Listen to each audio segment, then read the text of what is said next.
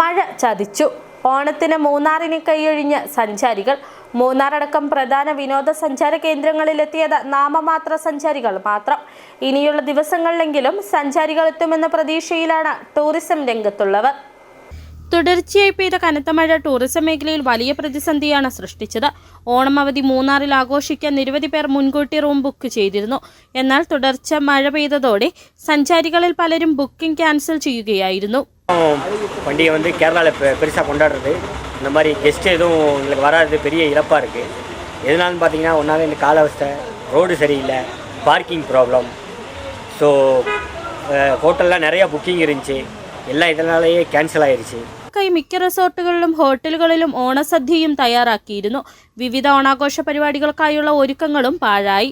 എല്ലാ ഹോട്ടലുകളിലും സദ്യ എല്ലാം പ്ലാൻ ചെയ്തിട്ടുണ്ടായിരുന്നു. അതിന് ഓണത്തിന് വരവേൽക്കാൻ പൂക്കളൊന്നും മറ്റു കളികളും അല്ലെങ്കിൽ ചെറിയ പ്രോഗ്രാമുകളൊക്കെ ആയിട്ട് എല്ലാ ഹോട്ടലുകളും ഒരുങ്ങിയതാണ്. പക്ഷേ നമുക്ക് ഈ ഒരു 3-4 ആഴ്ചകൾ മുമ്പോട്ട് നമുക്ക് ഇതിൻ്റെ ഒരു ട്രെൻഡ് മനസ്സിലായത് കുറവാണെന്ന് തന്നെയാണ്. കഴിഞ്ഞ മധ്യവേനൽ അവധിക്കാലത്തെ അവസാന ആഴ്ചകളിലും മഴ ശക്തിയായി പെയ്ത് പ്രതിസന്ധി സൃഷ്ടിച്ചിരുന്നു. ഓണം അവധിക്കാലം പ്രതീക്ഷിച്ചിരുന്ന ടൂറിസം മേഖലയ്ക്ക് വീണ്ടും വില്ലനായിരിക്കുകയാണ് മഴ. വരും ദിവസങ്ങളിലെങ്കിലും സഞ്ചാരികൾ എത്തുമെന്ന പ്രതീക്ഷയിലാണ് ടൂറിസം മേഖലയിൽ ജോലി ചെയ്യുന്നവർ. City vision, Munnar.